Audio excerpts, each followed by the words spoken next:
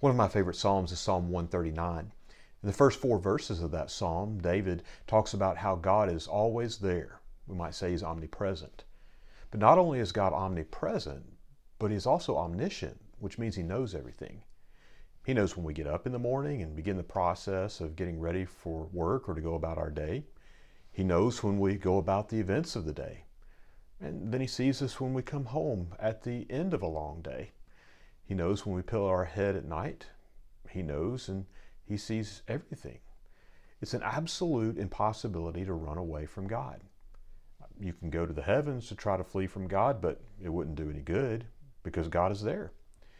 You can try to escape God by going to the grave, but God is there.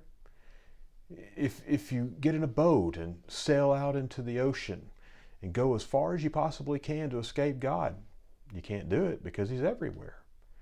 One of the more interesting things about Psalm 139 is the fact that we find in the last two verses these words, "Search me, O God, and know my heart. Try me and know my thoughts, and see if there be any wicked way in me, and lead me in the way of everlasting." That's verses 23 and 24. I was reading another book recently, and in that book, the author quoted a statement that Plato made, the philosopher. He said, "A life that is unexamined is a life that is not worth living."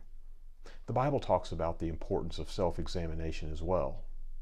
But what about asking God to examine you? When's the last time you asked God to examine your heart? He does it anyway, of course, but have you ever asked him to examine it?